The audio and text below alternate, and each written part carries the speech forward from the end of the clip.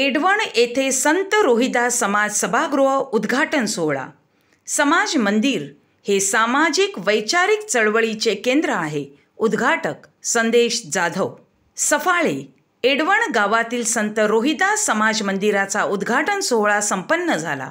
समाजातील अत्यंत गरीब परिवारातील अस्मिता निलेश जाधव हिने आपली वडिलोपार्जित वास्तूची जागा समाजाच्या सभागृहासाठी विनामूल्य देऊन आदर्श निर्माण केला।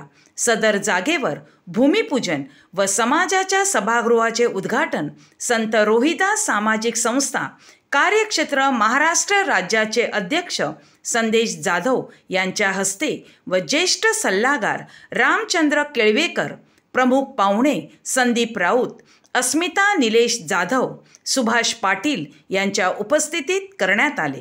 गाव मंडळाचे अध्यक्ष जगदीश जाधव यांनी प्रास्ताविक केले। त्यांनी समाज मंदिराची संकल्पना, जागा उपलब्ध करणे व वास्तू उभारण्याकरता मिळालेल्या आर्थिक मदतीचा आढावा घेतला व आभार मानले।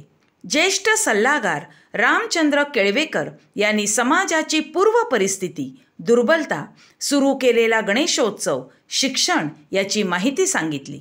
संदीप राऊत यांनी समाजाप्रती योगदान देणारे तसेच शिक्षणात उन्नती करणाऱ्या तरुणांचे कौतुक केले।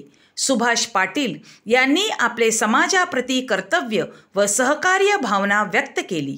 कार्यक्रमाचे अध्यक्ष संदेश जाधव यांनी एडवण गावाची भौगोलिक स्थिती, विविध समाजाची समाजरचना, आदर्श व्यक्तिमत्व स्वर्गीय हरिश्चंद्र केळकर यांचा खडतर जीवन प्रवास व त्यांनी समाजाप्रती केलेले महत्त्वपूर्ण कार्य, अस्पृश्यतेवर मात करून शिक्षणाला दिलेले महत्त्व, डॉक्टर बाबासाहेब आंबेडकर यांच्या विचाराने प्रेरित होऊन समाजाच्या उन्नतीकरिता केलेले शैक्षणिक कार्य याचा आढावा घेतला। समाज मंदिराकरिता दिलेली जमिनीबद्दल अस्मिता, पती निलेश व बंधू यांचे भरभरून कौतुक केले।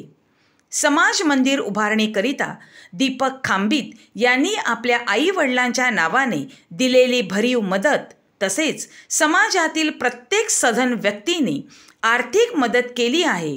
ही समाजाप्रती भावना महत्त्वाची आहे।